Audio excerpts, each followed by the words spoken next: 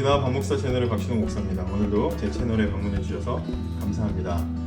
오늘도 함께 같이 구역본과 말씀을 나누었으면 좋겠습니다.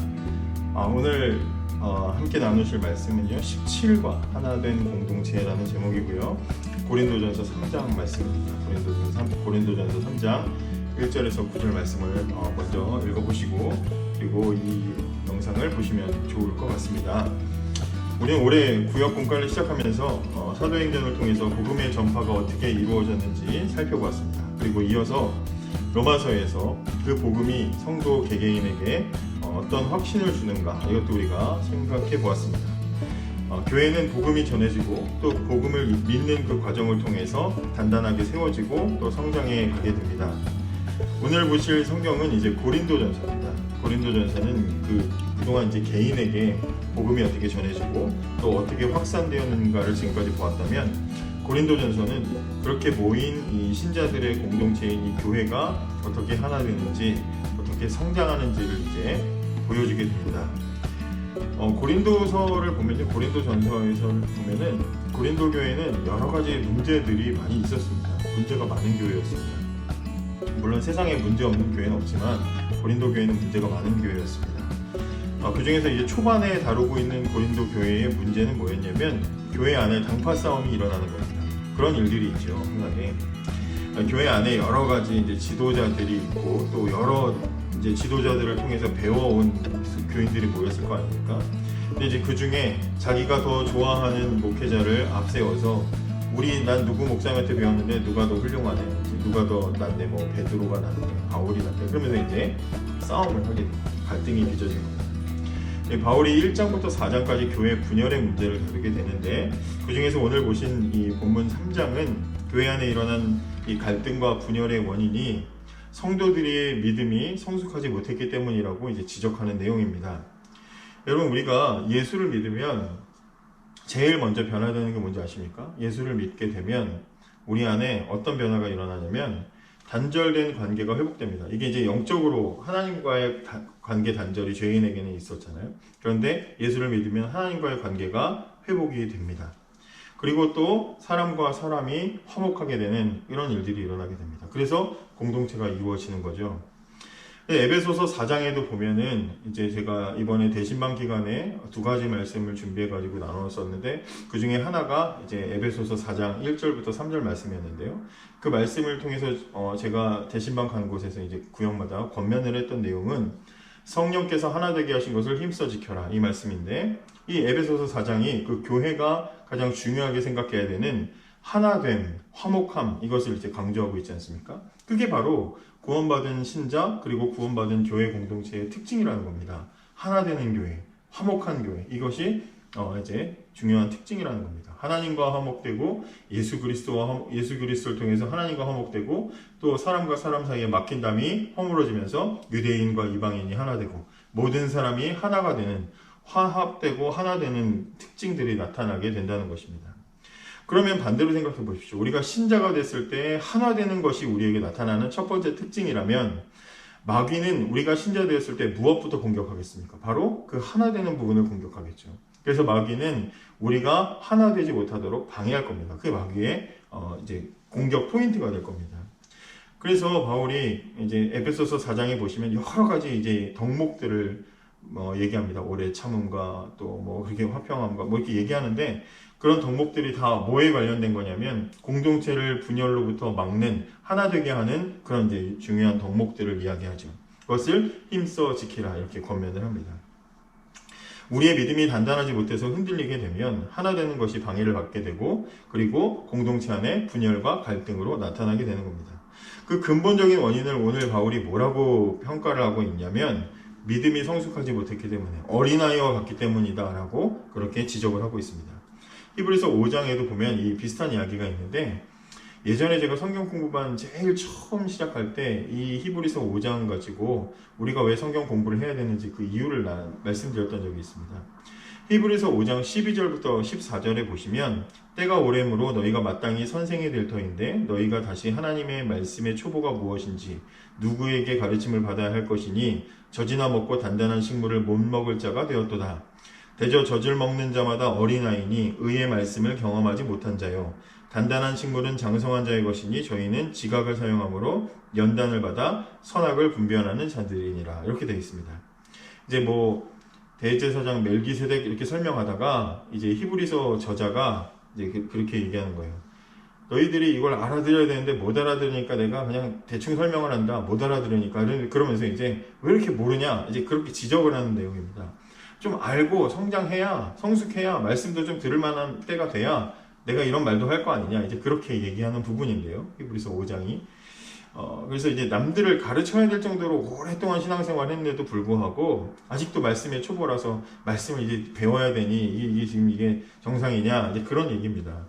그래서 단단한 음식을 소화할 능력이 왜 없냐 그렇게 말하는데요. 단단한 음식을 먹는 것은요, 아기를 키울 때도 이유식으로 시작해가지고 점점 이제 덩어리가 있는 것으로, 젖부터 시작해서 이유식에서 점점 덩어리가 있고 씹어야 되는 것들로 이렇게 주죠. 엄마가 처음부터 막 딱딱한 거 주지 않지 않습니까? 그런 것처럼 성장하라는 이야기입니다. 이 모든 말씀이 오늘 본문도 그렇고 히브리서 5장의 말씀도 그렇고 성장하라는 말씀입니다. 성장해야 받아들일 수 있기 때문입니다. 이거는 그냥 가만히 있는다고 되는 게 아니에요. 매일 부드러운 죽이나 젤리 같은 것만 먹으면서 그런 이를 가지고는 제대로 된 단단한 음식을 먹을 수가 없죠. 성장을 하고 단단한 음식을 조금씩 이제 먹어가야 그래야 받아들일 수 있게 되는 것이죠. 그 14절에 히브리서 5장 14절에 강력하게 말하는 겁니다. 단단한 식물은 장성한 자의 것이니 저희는 지각을 사용함으로 연단을 받아 선악을 분별하는 자들이니라. 이렇게 말하는 겁니다. 이게 세게 말하는 거죠. 단단한 말씀을 소화할 수 있을 때까지 지각을 사용해서 머리를 쓰고 연단을 받아라. 연단받는 자리로 들어가서 성장을 해라. 성장하려면 자라게 되는 그런 과정이 필요하죠. 그것이 에너지를 쏟아야 되기도 하고 몸을 써야 되기도 하고 성장의 과정이라는 게 필요하잖아요. 그래야 성숙이 이루어지는 거지 않습니까? 성장의 과정이 필요하다. 그런데 고린도 교회는 막 분열하고 싸우는 거 보니까 아직 성숙하지 못했다. 이제 이런 이야기입니다. 본문에서 언급되는 두 번째 문제는 뭐냐? 이제 고린도 교회 안에 바울파와 특별히 아볼로파로 나누어져서 싸우고 있다는 겁니다. 그리고 그러면서 서로 우리 목사님이 뛰어나네, 니네 목사님 별로네 하면서 싸우게 되는 거죠. 참 목회자 입장에서는 뭐 이런 일을 겪어보지도 않았지만 굉장히 난감할 것 같습니다.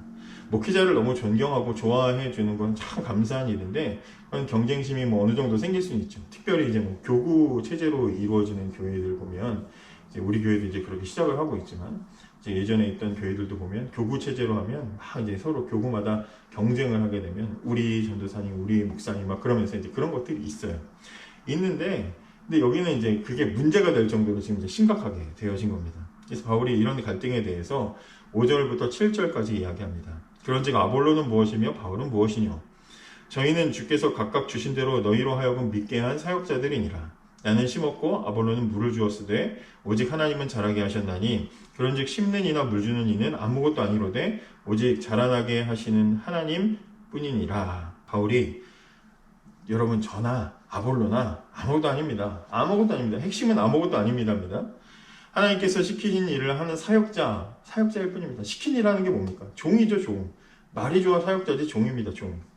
종일 뿐인데 종을 앞세워가지고 그 종을 하나님의 종일 뿐인 사람을 앞세워가지고 막 우리 종이 더 뛰어나네 하면서 자부심 가질 필요가 뭐가 있습니까? 그렇게 말하는 겁니다. 진짜 중요한 건 뭡니까? 종이 중요한 게 아니라 주인이 중요하죠. 주인이 누굽니까? 하나님이십니다. 그래서 5절과 6절, 7절을 보시면 5절에는 저희는 주께서 각각 주신 대로 이랬고요. 6절과 7절에는 하나님은 자라게 하셨나니 이렇게 말했습니다. 그러니까 이 모든 것을 시작하시고 이루게 하시고 모으셔서 종들로부터 시키시고 끝까지 완성하게 하는 그 능력과 권한과 모든 것들은 다 하나님께 있으시죠. 그러면 누가 중요합니까? 하나님이 중요하다는 말입니다. 하나님이 감독이고 하나님이 주인공이고 하나님이 후원자. 네, 그러면 하나님이 중요하지 누가 더 중요하겠습니까? 그 과정에 부름받은 사역자들은 다 도구로서 쓰임받는 사람들일 뿐이다 이 말입니다. 그렇다고 해서 이 말씀이 그러니까 우리가 신앙생활하는데 목회자 필요 없어, 교사 필요 없어 그런 말은 아니고요. 하나님께서는 언제나 하나님의 뜻을 이루실 때 사역자를 보내셨습니다. 모세를 보내시고 다윗을 보내시고 또 지도자를 보내시고 또 사사들을 세우시고 부족해도 사람을 보내셔서 하나님은 그 일들을 하셨습니다. 하나님이 일하시는 방식입니다. 근데 그렇기 때문에 오히려 바울판에 무슨 누구판에 베드로판에 아볼로판에 나눠지는 것은 하나님이 하시는 그 큰 일, 주인이 하는 일에 방해가 됩니다. 밭일을 하는데 이 종이 잘 파네, 저 종이 잘 파네, 싸우고 있으면 뭐합니까? 빨리 일을 해야죠. 그래서 하나님의 일을 오히려 분열하는 것은 방해하는 행위가 된다. 그래서 6절에 나는 심었고 아볼로는 물을 주었을 때 오직 하나님은 자라나게 하시나니. 바울이나 아볼로나 하나님의 일을 하는 목적은 같지만 모양이 다르죠. 심는 사람이 있고 물 주는 사람이 있습니다. 각자 맡은 사명이 있을 뿐이다 이 말이죠. 사명의 차이가 있는 겁니다. 사람에 따라서 객관적으로 볼 때 심는 게 더 비중이 커, 아니야 물 주는 게 더 커, 뭐 비중이 다를 수 있습니다. 시간이 더 많은 시간, 물 주고 가꾸는 게 더 오랜 시간 투자될 수도 있죠. 그게 더 중요해 보일 수도 있습니다. 그러나 목적으로는 똑같다 이 말입니다. 목적으로는 바울이 가서 한 번 전도해서 복음의 씨앗을 심는 것이 더 중요해 보일 수도 있고, 물 주고 가꾸고 기르는 것이 더 중요해 보일 수도 있으나 그러나 목적으로는 똑같으니까 그거 가지고 서로 싸우지 말라고 이야기하는 거죠. 심는 사람이나 물 주는 사람이나 다 결국에는 하나님께서 자라게 하셔야, 그래야 각자 맡은 역할들이 힘이 되고 열매가 되는 것입니다. 근데 그걸 가지고 싸우면 아무것도 안 되는 거죠. 여러분, 교회에서 가장 중요한 사람은 목회자가 아니라, 사역자가 아니라 성도들이 제일 중요합니다. 우리 교회에 와주셔서 성도가 그래서 중요하다는 게 아니라 하나님 말씀을 듣고 변화되고 성장해야 되는 그 대상이 성도들이기 때문에, 그래서 성도들이 제일 중요하다는 겁니다. 교회 안에 어떤 조직이 있고 기관이 있죠. 많은 목회자들이나 여러 가지 사역자들이 있습니다. 여러 모양들의 직분자들이 존재합니다. 그게 다 왜 있습니까? 결국에는 성도들이 성장하게 하기 위해서, 성도들을 자라게 하기 위해서, 양육하게 하기 위해서 교회는 그런 직분자들, 사역자들을 세우는 겁니다. 그래서 제일 중요한 건 뭐예요? 성도가 말씀을 듣고 성장하는 게 교회의 가장 중요한 존재의 이유가 되는 것입니다. 저와 같은 목회자가 부름을 받은 이유도 바로 거기에 있는 거죠. 그것 때문에 함께 하는 겁니다. 9절에 우리는 하나님의 동역자들이요 너희는 하나님의 밭이요 하나님의 집이니라. 바울이 그 말을 하는 겁니다. 우리는 동역자일 뿐입니다. 여러분이 밭이고 여러분이 하나님의 집입니다. 밭은 잘 가꿔야 되죠. 열매 맺도록 가꿔야 됩니다. 집은요, 잘 짓고 아름답게 완성해야 됩니다. 사역자들은 뭐 하는 사람입니까? 하나님 뜻을 따라서 밭을 가꾸라면 가꾸고 일구고, 또 집을 지으라면 튼튼하게 세워나가는 일을 하는 게 그게 사역자들이다. 그러니까 교회 안에서 유익을 보고 혜택을 보는 분은 누구여야 됩니까? 목회자가 아니라 성도님들이어야 된다 이 말이죠. 잘하는, 완성되어가는 혜택이 여러분들에게 있어야 된다 이 말이죠. 사회적으로 문제가 되는 요즘 막 이단들 보십시오. 무슨 JMS나 무슨 뭐 신천지나 뭐 아니면 아가동산 이런 거 보십시오. 그거 다 뭐 중심으로 돼 있습니까? 교주 중심으로 돼 있죠. 교주를 중심으로 모든 성도들이 희생하고 모든 신도들이 다 헌신하지 않습니까? 반대로 됐죠. 뭐 바치지 말아야 될 것까지 막 바치고 막 분노를 하게 만드는 그런 일들이 있지 않습니까? 뭐 제가 아는 어느 교회는, 뭐 이단은 아니지만 제가 아는 어느 교회는 굉장히 군대 같아가지고, 담임 목사님이 어디 외부 집회를 가시면 교인들이 조직해가지고 몇십 명, 몇백 명이 그 집회 따라갑니다. 그래서 앞자리 탁 앉아가지고 그 목사님 하시면 막 아멘 하고 막 목사님 힘을 막 실어주는 거죠. 그 무슨 군대입니까? 뭐. 그건 잘못됐다 이 말이에요. 그거 아니에요. 목사님을 중심으로 가는 게 아니다 이 말입니다. 교회의 존재의 이유는 그런 게 아닙니다. 목회자를 위해서 성도가 있는 게 아니라 목회자가 성도들을 위해서 존재하는 거다. 그게 진짜 교회다 이 말이죠. 하나님께서 천하보다 귀하신 성도들을, 여러분들을 목회자 유명하게 만들기 위해서 부르신 건 아니지 않습니까? 그죠? 바울이나 아볼로 누가 더 사역자로서 누가 더 우월하냐, 누가 더 대단하냐, 그거 가지고 싸우는 것은 하나님이 만드시고 하나님이 목적하시는 밭인 여러분, 집인 여러분들을 완성하고 가꾸는데 방해되는 일이다 이 말이에요. 그러니까 중요한 것에 우리는 집중해야 됩니다. 가장 중요한 것, 하나님 뜻대로 여러분이 성장하는 겁니다. 여러분이 완성되는 겁니다. 그게 제일 중요합니다. 밭을 가꾸다 보면 돌도 나오죠. 또 때로는 나무 뿌리도 나옵니다. 비 오는 날도 있고 설이 내리는 날도 있습니다. 햇빛 좋은 날만 좋고 나머지 날들은 나쁘다, 돌이 있으면 나쁘다, 그럴 수가 없습니다. 이 모든 것들이 밭을 일구는 과정 속에 포함이 됩니다. 그 과정을 다 거쳐서 밭이 일구어지고 열매 맺는 밭이 되는 거죠. 하나님은 그 과정을 하라고 저와 여러분을 부르시고 살아가게 하십니다. 여러 가지 일들이 있겠죠. 그러나 그 일들을 통해서 결국에는 뭐가 돼야 됩니까? 밭이 잘 일구어져야 되는 겁니다. 마찬가지입니다. 교회가 성장해가는 동안 온갖 상황이 생기죠. 성도님들이 한 성도가 성장하고 성숙해가는 동안 여러 가지 경험들이 있고 여러 가지 일들이 있습니다. 상처받을 때도 있고요. 또 기분이 좋고 막 그래서 막 영광스럽게 막 하나님께 기쁨으로 막 나아가시는 때도 있고요. 그런 상황들이 그런 과정 속에 별의 별 사람, 별의 별 상황이 다 생길 수가 있습니다. 그런데 끝까지 잘 견디시고 버티시기 바랍니다. 뭐 그렇다고 해서 뭐 누구는 방해되니까 쫓아내고 누구는 걸러내고 누구는 안 되고 뭐 그럴 필요가 없다는 말이죠. 왜냐? 하나님께서 우리를 부르셨거든요. 하나님께서 우리를 이 자리로 부르셨고 함께하게 하셨으면 목적은 하나님께서 이루실 때까지 우리는 그냥 쭉 가는 겁니다. 오늘 본문을 통해서 우리가 두 가지를 적용할 수가 있습니다. 첫째는 영적으로 미숙한 어린아이의 신앙 수준에서 벗어나야 된다는 마음을 갖게 됩니다. 교회는 성장해야 되고 성숙해야 합니다. 성도들은 성장해야 하고 성숙해야 합니다. 성숙한 교회의 가장 큰 특징은 힘써서 하나 되는 것이라고 우리가 말씀을 통해서 보았습니다. 고린도 교회는 여러 가지 갈등이 있었습니다. 교회 안에 일어나는 갈등의 원인은 신앙이 어린아이들처럼 미숙하기 때문이었습니다. 영적으로 미숙한 사람은 단단한 식물과 같은 그런 말씀을 받아들이지 못하고 늘 먹기 편한 젖만 찾는 그런 사람들입니다. 그런 미숙한 신앙으로는 교회를 바르게 세워나갈 수가 없습니다. 우리는 반드시 이 미숙한 신앙에서 벗어나기 위해 말씀을 사모하고 배워가야 합니다.